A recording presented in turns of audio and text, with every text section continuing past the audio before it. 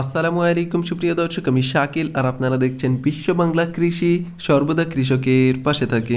সুপ্রিয় দর্শক, আজকের এই ভিডিওতে দেখতে পাবেন বাজার থেকে কেনা কমলা লেবুর বীজ থেকে চারা উৎপাদন করার পদ্ধতি স্টেপ বাই স্টেপ দেখানো হয়েছে। কিভাবে আপনারা বীজ থেকে চারা উৎপাদন করতে পারবেন সেই সম্পর্কে বিস্তারিত, এবং এই ভিডিওটি দেখলে আপনি প্রায় সব ধরনের লেবুর বীজ থেকেই চারা উৎপাদন করতে পারবেন।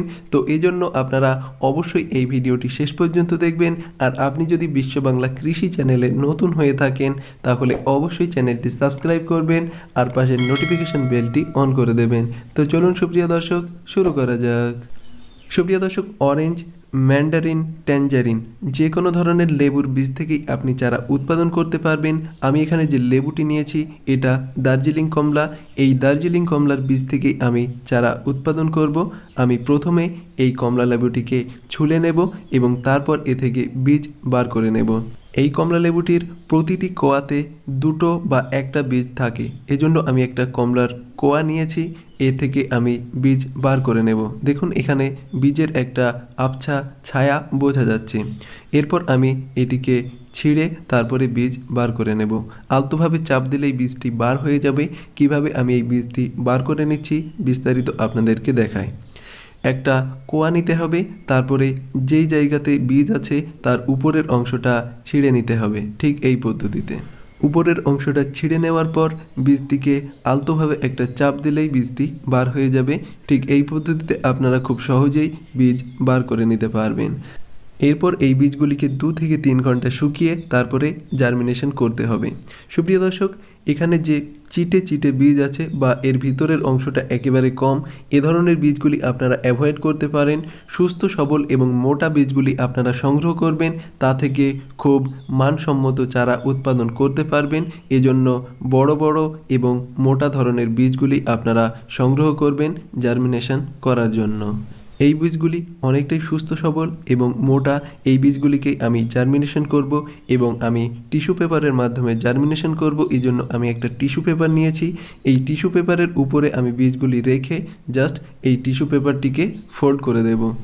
আপনার ইচ্ছা মতো এই টিস্যু পেপারটিকে ফোল্ড করতে পারেন, কিন্তু একটা বিষয় লক্ষ্য রাখতে হবে, একটার সাথে আরেকটা বীজ যেন লেগে না যায়। এদিকে লক্ষ্য রেখে আপনারা টিস্যু পেপারটিকে ফোল্ড করে নেবেন এবং এই টিস্যু পেপার ফোল্ড করার পরে এটাতে পানি প্রয়োগ করতে হবে। আমি এই টিস্যু পেপারটিকে ফোল্ড করে নিচ্ছি। এই টিস্যু পেপারটি ফোল্ড করা হয়ে গেছে। এবার এটাতে পানি প্রয়োগ করতে হবে। আমি একটা বোতলের ক্যাপের উপরে ছিদ্র করে তারপরে এই টিস্যু পেপারটিকে ভিজিয়ে নিচ্ছি। আলতো আলতোভাবে আমি এটাতে পানি প্রয়োগ করছি। সুপ্রিয় দর্শক, এখানে একটা বিষয় লক্ষ্য রাখতে হবে, খুব বেশি পানি প্রয়োগ করা যাবে না এবং খুব কম পানি প্রয়োগ করা যাবে না। অর্থাৎ এই টিস্যু পেপারটি যাতে ভেজা ভেজা ভাব থাকে, এভাবেই এই টিস্যু পেপারটি ভিজিয়ে নিতে হবে। এরপরে একটা এয়ারটাইট কন্টেইনারে এই টিস্যু পেপারটি রেখে এটাকে 10 দিনের জন্য রেখে দিতে হবে ছায়া কোনো জায়গায়, এবং 2 থেকে 3 দিন পর খুলে দেখতে হবে। টিস্যু পেপারটি যদি শুকিয়ে যায় তাহলে এটাতে অল্প পরিমাণে পানি প্রয়োগ করতে হবে যাতে টিস্যু পেপারটি ভেজা ভেজা ভাব থাকে। সর্বদা যদি ময়েস্ট থাকে দ্রুত এই বীজগুলি জার্মিনেশন হয়ে যাবে। সুপ্রিয় দর্শক, ফিরে আসছি 10 দিন পর। 10 দিন পর দেখে নেব এই বীজগুলি জার্মিনেশন হয়েছে কি। আমি এয়ারটাইট কন্টেইনারটি খুলে নিচ্ছি। এবার আমি এই বীজগুলি চেক করব। যদি বীজগুলি জার্মিনেশন হয়ে যায় তাহলে এটি বপন করে দেব। এবং লেবু জাতীয় গাছের বীজ জার্মিনেশন হতে সর্বোচ্চ 20 দিন সময় লাগে। এই পর্যন্ত আপনাকে ওয়েট করতে হবে। বীজগুলি জার্মিনেশন হলে তারপরেই আপনাকে এই বীজগুলিকে বপন করে দিতে হবে। আর এই জার্মিনেশন হওয়া বীজ যদি আপনি বপন করেন তাহলে খুব সহজেই খুব দ্রুত চারা উৎপাদন করতে পারবেন। এই প্রসেসটি আপনি ট্রাই করলে খুব সহজেই লেবুর বীজ থেকে চারা উৎপাদন করতে পারবেন। এখানে বেশ কয়েকটি বীজ জার্মিনেশন হয়েছে আমি চেক করে দেখতে পাচ্ছি। এবার আমি এই বীজগুলিকে উঠিয়ে নিচ্ছি, তারপরে এই বীজগুলিকে আমি বপন করে দেব। দেখুন 2-1টা বীজ থেকে অল্প একটু শিকড় বার হচ্ছে। এই সব বীজগুলিকে যদি বপন করা যায় তাহলেও কিন্তু দ্রুত এই বীজ থেকে চারা উৎপাদন করা সম্ভব। সুপ্রিয় দর্শক, আমি 6টি বীজ জার্মিনেশন করতে দিয়েছিলাম, তার মধ্যে 5টি বীজ অঙ্কুরিত হয়ে গেছে। এই 5টি বীজকে আমি এবার বপন করে দেব। আর এই জন্য আমি যে মাটি ব্যবহার করছি সেটা হচ্ছে 50% জৈব সার এবং 50% মাটি। এই দুটি উপাদান খুব ভালোভাবে মিশিয়ে আমি এখানে ব্যবহার করছি। আর এই 4 ইঞ্চি টবে আমি 3টি বীজ বপন করব। এই 3টি বীজ বপন করাই বেশি হয়ে যায়, তবে আমি 3টি বীজ বপন করছি। 3টি আশা করি জার্মিনেশন নেবে, আপনারা দেখতে পাবেন।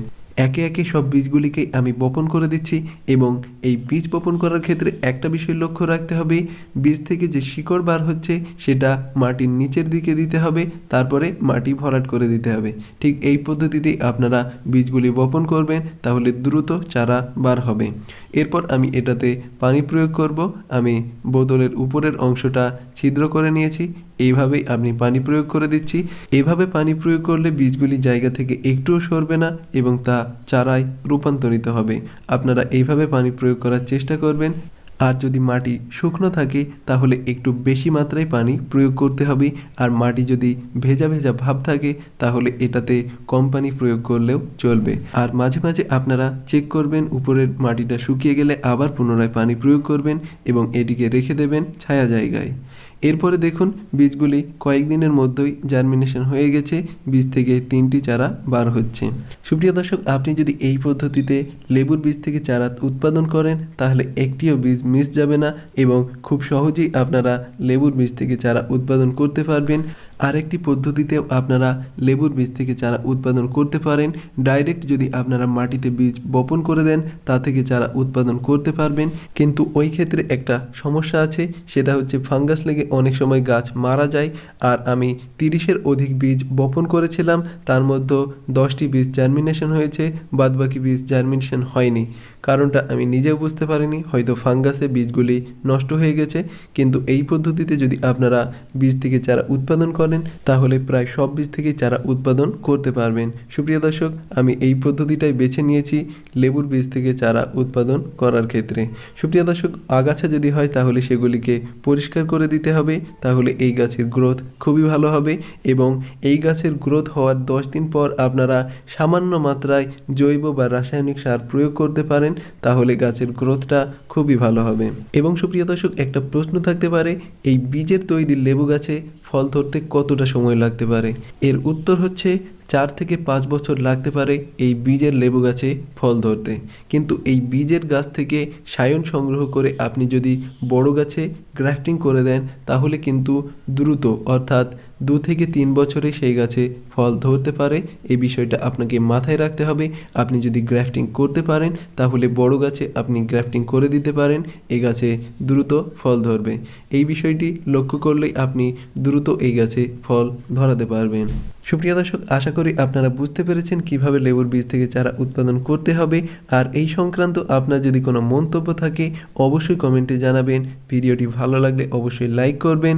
আর আপনি যদি বিশ্ববাংলা কৃষি চ্যানেলে নতুন হয়ে থাকেন তাহলে অবশ্যই চ্যানেলটি সাবস্ক্রাইব করবেন আর পাশের নোটিফিকেশন বেলটি অন করে দেবেন। ধৈর্য ধরে এই ভিডিওটি শেষ পর্যন্ত দেখার জন্য আপনাকে অসংখ্য ধন্যবাদ। থ্যাঙ্কস ফর ওয়াচিং বিশ্ববাংলা কৃষি।